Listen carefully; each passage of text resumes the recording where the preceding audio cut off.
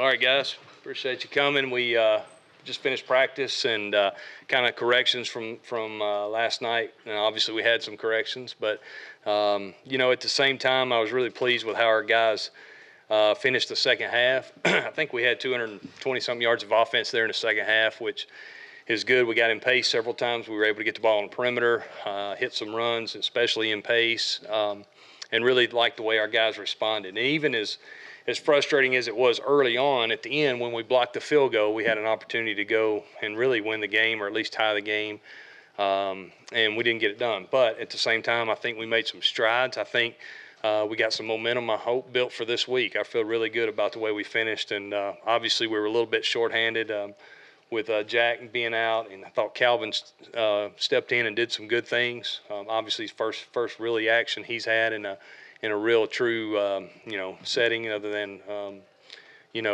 maybe late mop-up duty or whatever. And he did some good things, and there's some things obviously he needs to work on, but really pleased with how he jumped in there and played as hard as he can. And then Whitlow came back, and I thought he showed a lot of guts playing, as well as Tega, who had been banged up as well. So overall, obviously we're still not where we want to be, but I really liked the way we finished the game from a standpoint of, moving the ball up and down the fields. I just think last night was a story of us missing a lot of opportunities, especially early, with some opportunities to score some touchdowns.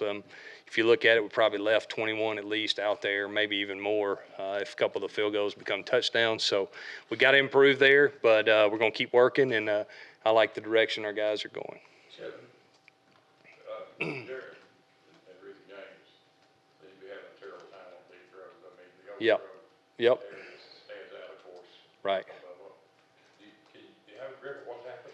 Yeah, I don't really. I think it's one of those things that those two guys, we've probably made that exact throw 50 times, since fall camp started, and we hadn't had a lot of issues with it. I think Jared will tell you that's one he needs to make, and the next time we get an opportunity, and obviously that's something we're trying to focus on, is giving our guys opportunities down the field. They're not always going to be wide open. He was, but we got to give them opportunities to make plays. Do you say underthrow it or overthrow it? If he's wide open like that, he could have punted it out there. I mean, the guy was wide open, and I think some common sense, when a guy's wide open, you want to definitely give him a chance to at least catch the ball. And, I think I remember last year we ran the same play against Mississippi State at home, and we underthrew him a little bit, and the guy caught it. So, we got to do a better job giving our guys chances and not overthrowing them for sure. I know there's a lot of issues with the offense, but Jared clearly is, there's some things that are not going right for him. Mm-hmm. I think he's pressing a little bit. You think that's part of the problem? Probably. I think he's trying to, obviously he wants to play better. I think he's a guy that's hard on himself. So he's probably pressing a little bit, maybe not seeing the field like you want. Again, playing quarterback's getting comfortable, and, he's still looking for that. And but I do think he's capable of improving very quickly. And, offense is a unique thing. It takes all 11 guys to do their job.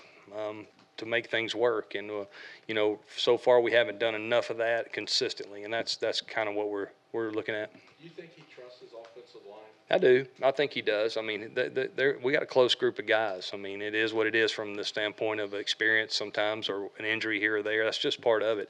I think when you play that position, it's the hardest position to play in football for a reason. And you got to have trust, and I think he does trust our guys, and I think our guys trust him. It's just right now we're not executing at a high level. Do you see this as an offense where you're going to have to throw the ball more, as evidence in the second half, to be able to move the ball? Because it just seems you guys have not been able to do that power around run play action the way you wanted to 6 games into the year. I think we're going to have to figure ways to get our playmakers the ball, whether that's throwing it or handing it to them on sweeps or whatever. We hit a couple speed sweeps last night, which was really nice. But, each game plan's different because of what the defense presents. But, yeah, we're going to have to do a great job of getting the ball on the perimeter some, and a lot of that's going to come through the passing game. Yeah, I guess Darius was the only outside receiver. What's that? Darius was the only outside receiver. Ron Davis. Would you like to spread it out more? Yeah. Ron Davis caught a few too, right? You call him an outside receiver? Yeah, he plays the 2. He's outside. So Seth is kind of our inside receiver. I'd like to, I told Seth tonight, I'd like to, he didn't give me an opportunity. He didn't get any opportunity. There was a couple plays that could have gone to him that didn't, but we need to make sure Seth gets some opportunities. He's still a young player, but he's made some plays for us already. I don't consider him young and raw anymore. So I got to do a better job, make sure those guys get chances. Did you guys make a conscious effort to try to play fast? Yeah, we did. It was one of the things I think with, we didn't have that many snaps in the first half. That's one thing, we kept going 3 and out and putting the defense back on the field, which is not good. We don't want to do that. And therefore, we didn't have that many snaps. They were running the ball every down. So the second half, when we got the ball back, our goal was to get a good first call out there and get it going and then get in some pace. And I think that helped us get going. Do you feel like that's something that you need to almost manufacture at times, because the guys seemed like they had a lot more energy and a little bit more rhythm, especially for Jared? Yeah, when you get in that I think so. Obviously we're a rhythm offense, and we got to make sure we get into rhythm. And I got to do a better job as a coach of making sure we do that. And that's what I'm trying to focus on. What do you need to do to get into pace and tempo more? Yeah, first down plays. You got to have good first down plays. You don't want to go 2nd and 9 or 2nd and 10, and then try to go fast. Now you're 3rd and 8 or 3rd and 9, and that's not good in this league. So we got to have good first down plays, whether you're running it, throwing it, whatever you're doing. The one thing we did, I think, last night was pretty nice was our screen game was a lot better. Our guys executed that, and if we'll continue to get better in that area and couple that with some rhythm throws and then our shots and then run the ball when we can in pace, I think we showed we can do that last night. Chip, the screen game, then a little bit of edge running in the second half too with Booby.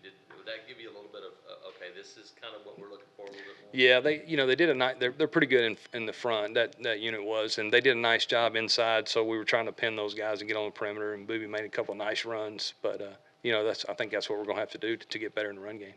Jack Driscoll made the trip, Chip. He did. Was he close to playing? He was. Yeah, probably could have. We just made a decision, at pregame kind of, and just felt like it was the best decision to go ahead and go with Calvin. Tom. What do you feel Calvin did well, and where does he need to improve? There was some areas I thought in the run game where he did a nice job. He's a big body and athletic guy. Just did a nice job of maintaining blocks and pretty much assignment-wise, he was in good shape. Just technique, he's still got to improve technique in pass pro. But first live action against one of the best pass rushers in the league, I thought he did okay. But he's got some work to do, and he'll get better. Do you consider Calvin the starter now, or is Jack still the starter when he comes back? No, I would think Jack's still in a good spot. We're going to see how Jack feels this week, though. Calvin needs to be ready to go. Have you or Gus sat down with Jared one-on-one to talk to him just about how things have progressed or even regressed this season for him personally? Yeah, sure. Yeah, Jared and I talk every day. I think Jarrett's not all about just Jarrett. It's about us as a unit, and I think Jarrett's obviously playing that position is a big part of it. But I think we're searching for the right mix at the right time and execution. That's what we're looking for as a unit. And we could say, hey, it's the running back or it's the receiver or the O-line or the quarterback, but it all works together, and that's kind of what we're focused on. Struggled on third downs again. We missed some third and shorts. Kind of what was missing? Yeah, third and short was frustrating. We didn't get some movement. We had a bad snap on one. Probably at least get a field goal there, and we ended up, I think, trying a long field goal. And a lot of that's just you got to get movement at the point of contact on third and short, and the deep pass we missed, that was a third and short.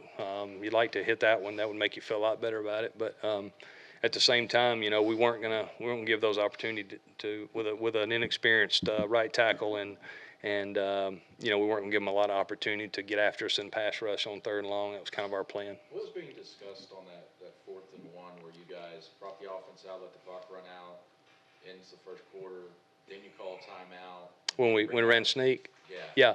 Yeah. So it was like 20 seconds left in the quarter. So we were just trying to kind of take a look and see what they were lined up in, see how they were going to play it. And then after we came back out, it was, if they gave us the right look, we were going to shift and run the sneak, and they did. And that's kind of what we were just making sure, because you don't want to run that versus certain looks. Well, why the timeout, though, after the quarter? We had a different play call trying to score a touchdown. Okay, so you're trying to go up top, and then you decide. Yeah, and then the look wasn't good, so we just called timeout and said, hey, let's just sneak it and get it. That's kind of the thought. Was there a specific reason Cam Martin didn't really see the field after that bad snap on the? No, it just kind of went with a hot hand. Thought Booby did a nice job. Malik Miller played pretty good too. I thought did some good things, especially in pass protection. So no reason, just playing the hot guy. I know this might seem out there because Jarrett's Jarrett and we know what he can do. Uh-huh. But is there any thought about putting Malik Willis out there at all for any situational drives? You know, he played a couple plays the other night, and we had that in, not just because the helmet came off. Jarrett's our guy. So, you know, it's like I said, we're committed to him, and really no other thoughts about that.